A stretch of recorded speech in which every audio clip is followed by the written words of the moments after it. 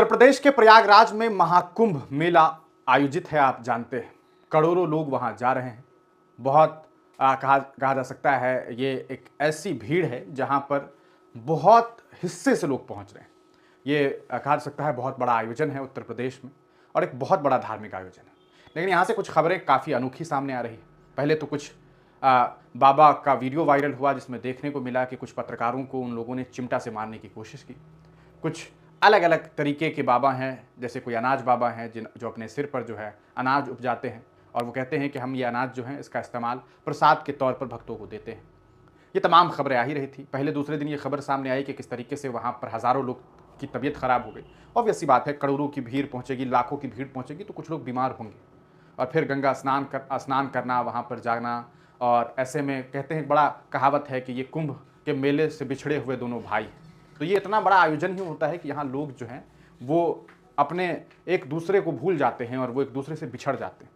रोज़ कहते हैं कि प्रति घंटा वहाँ पर लगभग 300 लोग आपस में बिछड़ते हैं, फिर उन्हें ढूंढा जाता है, तलाशा जाता है।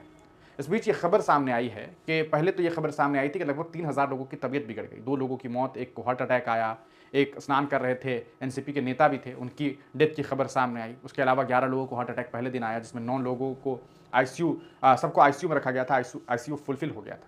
और अब एक खबर सामने आई है, आज वो काफ़ी अनोखी खबर है। खबर यह है कि साधु लोग काफ़ी गुस्से में थे। गुस्सा इस वजह से क्योंकि बिजली कट गई, लाइट कट गई, तो साधुओं की एक भीड़ पहुंच गई बिजली ऑफिस।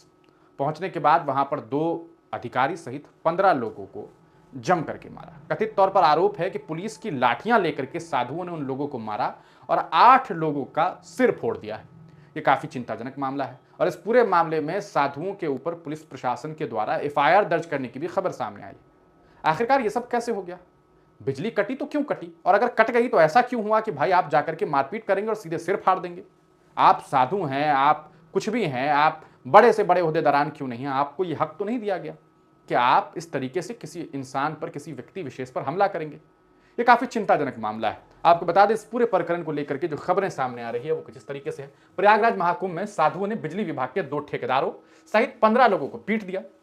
पावर कट होने पर ये साधु बाइक और कारों से बिजली घर गए थे, यानी कि बाइक लिया, कार लिया और पहुंच गए सीधे बिजली घर। वहां पहुंचने के बाद आरोप है कि साधुओं ने पुलिस कर्मियों की लाठियां छीनकर बिजली कर्मियों को पीटा और 8 लोगों के सिर फट गए। साधुओं के खिलाफ पुलिस में शिकायत की गई है। अब देखना यह है कि आने वाले वक्त में इस पूरे मामले पर प्रशासन के द्वारा क्या कार्रवाई की जाती है। कोई कार्रवाई होती है, नहीं होती है, ये तो वक्त बताएगा। लेकिन सवाल यही है कि आपको यह हक किसने दिया कि आप कानून को अपने हाथों में लेंगे और इस तरीके का हरकत करेंगे? इस पूरे प्रकरण के बाद लोगों ने भी अपनी अपनी राय देनी शुरू कर दी है। पुनीत लिखते हैं और यह खुद को साधु और संत बोलते हैं। यह फर्जी अभी तक अपने क्रोध को तो काबू नहीं कर पाए। कहते हैं साधु संत वो व्यक्ति होता है जो अपने क्रोध पर काबू कर पाए। हर व्यक्ति के लिए ये कहा गया है, जैसे इस्लाम में कहा गया कि सबसे बेहतरीन जिहाद वो है कि आप अपने नफ्स पर काबू कर पाएं, यानी कि आप अपने आप पर, अपने गुस्से पर कंट्रोल कर पाएं। उसी तरह साधु संत होने के लिए सबसे बड़ी बात यह होती है कि भाई सहनशीलता। ये कुछ नया नहीं है। कांवड़ यात्रा के दरमियान भी देखने को मिला था कि जम करके गाड़ियों की तोड़फोड़ हो गई।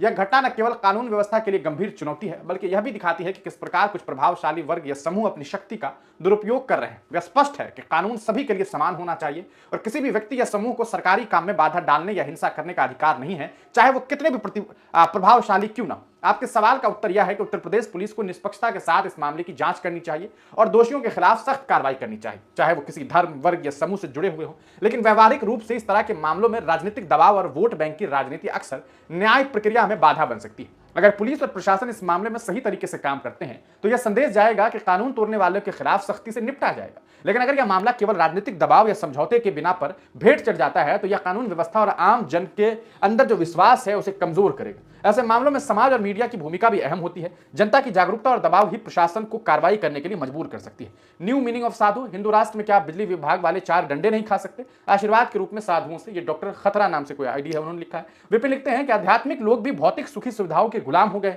और आम आदमी की तरह मारपीट कर रहे हैं। बिजली आपूर्ति काफी तकनीकी और जटिल प्रक्रिया है। कई बार तकनीकी दिक्कतों के चलते आपूर्ति बाधित हो जाती है। वीएन यादव लिखते हैं कि हिंदुत्व के नाम पर हिंसा, ये साधु तो हो नहीं सकते। साधु के वेश में अपराधी हैं, वेशभूषा ही तो बदलना है। गुंडे भी भगवा पहन ले तो लोग उन्हें साधु ही मानेंगे। पिटे लोगों को ये हिंदू मानते नहीं होंगे। इनका रामराज है, जनता का नहीं। सोचो यदि हिंदू राष्ट्र बन गया तो क्या होगा? यह वीएन यादव लिखते हैं। विक्रम लिखते हैं साधु न हुए खुद को भगवान समझने लगे हैं यह लोग, कड़ी कार्रवाई होनी चाहिए। उसी तरह रघुवेंद्र लिखते हैं संत हृदय नवनीत समाना कहा कभी नहीं पड़ी कहे न जाना, इस तरीके से उन्होंने जो है ये समझाने की कोशिश की कि दूसरों के दुख को देखकर द्रवित होने वाले ही संत होते हैं, जो सिर फाड़ रहे हैं उनको क्या कहेंगे। कहीं ना कहीं एक श्लोक के जरिए ये समझाने की कोशिश की गई। ये पूरा घटनाक्रम थोड़ा चिंताजनक भी है कि एक साधु ये काम कैसे कर सकता है। एक साधु को इतना ज्यादा कहा जा सकता है वो दुनिया की चीजों से कैसे उसका लगाव हो सकता है कि चंद मिनट के लिए अगर बिजली कट जाए तो वो जाकर लोगों का सिर फाड़ देंगे। आप इस पूरे घटनाक्रम को किस तरीके से देखते हैं, अपनी राय कमेंट सेक्शन में जरूर दीजिए।